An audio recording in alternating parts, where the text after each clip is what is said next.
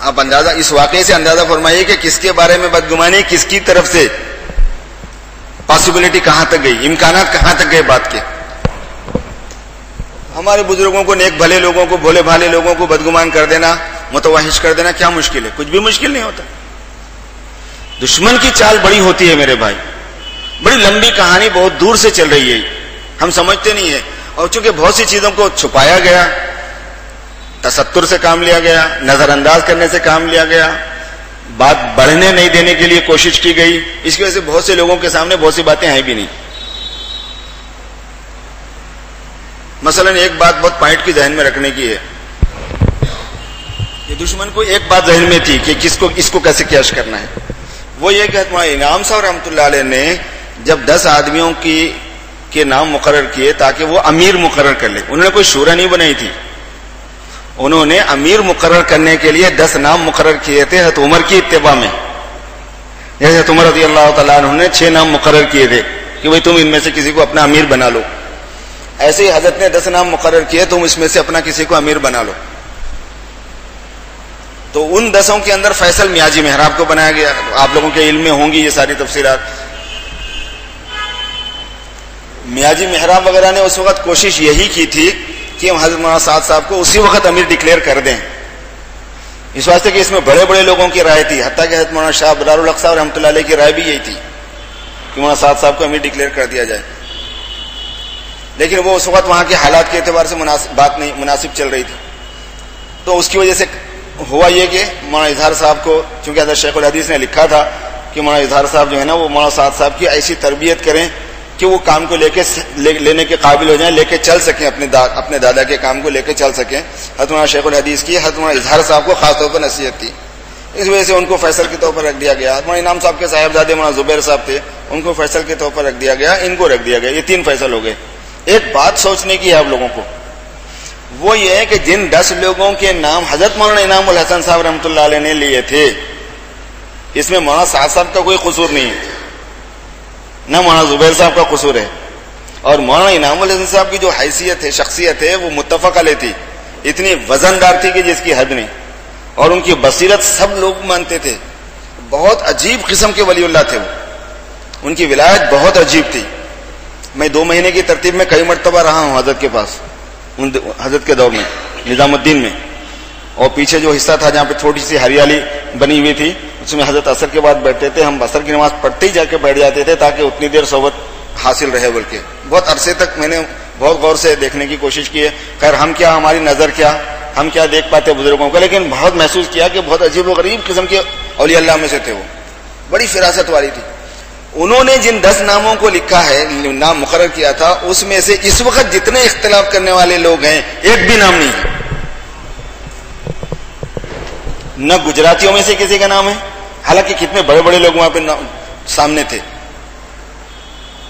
نہ علی گڑھ والوں میں سے کسی کا نام ہے، نہ بنگلور والوں میں سے کسی کا نام ہے. حالانکہ سفر میں، حضر میں، پروگرام لینے میں، دینے میں ایسا لگتا تھا جیسے یہی لوگ شو پیس سامنے یہی لوگ رہتے تھے نا. یہ بات معلوم تھی دشمن کو، اور اس کا اثر بھی تھا تھوڑا سا. وجہ اس کی ہے کہ ہر جگہ مخلص غیر مخلص سبھی ہوتے ہیں. کوئی بھی میری دم پہ انگلی رکھے، پیر رکھے گا تو بلی کی دم پہ بھی پیر رکھے تو پنجہ مار دیتی ہوں. سمجھ میں آ رہا نا؟ تو جو مخلص ہے، جو برداشت کرنے والے لوگ ہیں، بڑے ظرف والے لوگ ہیں، بزرگ لوگ ہیں، وہ الگ ہیں، ان پر آپ کوئی حکم نہیں لگا سکتے. لیکن سارے اس میں مخلص ہی تھے ضروری نہیں ہے. تو ان کو بڑی تھی وہ چیز، پہلے سے ایک چبھن تھی اس بات کی. اس کی وجہ سے حضرت مولانا سعد صاحب کو ہمیشہ مجروح کرنے، نقصان پہنچانے، ان کی مخالفت کرنے کی بات عرصے سے چل رہی تھی.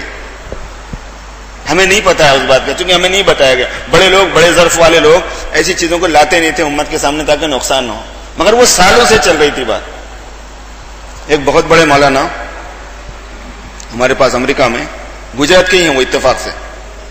ان کا بیان یہ ہے کہ انہوں نے 1 مہینہ باضابطہ قیام کیا نظام الدین میں.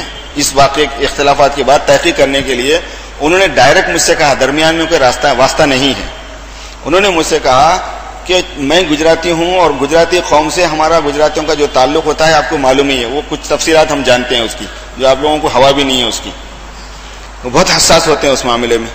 تو اس کی وجہ سے میں بہت فکر میں تھا, تو میں جا کے وہاں رہا اور ایک ایک چھوٹی سے چھوٹی بات کی میں نے تحقیق کی حضرت مولانا کی, ان کے نجی حالات, ان کی اتباع سنت کا جذبہ, ان کے معاملات, ان کے مالی معاملات, اور جناب والا ان کی ذاتی زندگی, ان کی دعوتی زندگی, سب میں نے جائزہ لیا ان باتوں کا. انہوں نے مجھ سے جو بات کہی وہ یہ کہ حتیٰ کہ میں نے ان کا پرائیویٹ بینک اکاؤنٹ بھی دیکھا ہے پوچھ کے, کہ ہم اگر آپ یہ دکھا دیں تو ہم کو بڑی تسلی ہوگی. حضرت نے دکھا دیا, کاپی ڈال دی سامنے, یہ لوگ, یہ میرا پرائیویٹ بینک اکاؤنٹ. کہہ رہے تھے کہ جب انہوں نے, حضرت نے یہ کاپی ڈالی ان کے سامنے, تو ان کی آنکھوں میں بھی آنسو آ گئے اور حضرت کی آنکھوں میں بھی آنسو آ گئے, کہ لوگوں کا ذہن صاف کرنے کے واسطے آج کیا کرنا پڑ رہا ہو. تو خیر اس پر انہوں نے جو باتیں مجھے بتائیں بہت سی ہیں. اس میں سے ایک بات انہوں نے یہ کہی کہ انہوں نے پوچھا کہ حضرت آپ گجرات والے آپ سے ناراض کیوں ہیں؟ مولانا صاحب سے پوچھا, گجرات والے آپ سے ناراض کیوں ہیں؟ تو مولانا نے فرمایا کہ گجرات والوں سے میں ناراض ہوں. آپ گجرات والوں سے پوچھو کہ 10 سال سے جو گجرات کا اجتماع ہوتا ہے سارے صوبے والے یہاں مشورہ کرتے ہیں, 10 سال سے وہ لوگ ایک وقت بھی مشورہ کرے گا نظام الدین میں آ کے, یہ پوچھو. بولے یہ چل رہی تھی اندر سے کہانی, یہ مجھے انہوں نے بتایا, وہ صاحب نے بتایا, مجھے بھی نہیں معلوم تھی یہ بات. بہت سی حقائق ہوتے ہیں جن کا ہمیں پتہ نہیں ہوتا, ہم اپنے طور پر کسی کی طرف چلے جاتے ہیں, صورتحال کیا ہے کیا نہیں اندازہ نہیں کر پاتے. بہت سی ایسی چیزیں پیش آئی ہوئی تھی. تو وہ چیز تھی جس کو جو دشمن جو ہے نا اس کو کیش کرنا چاہ رہا تھا, استعمال کرنا چاہ رہا تھا. اب علماء دو چیزوں میں آ کے بہت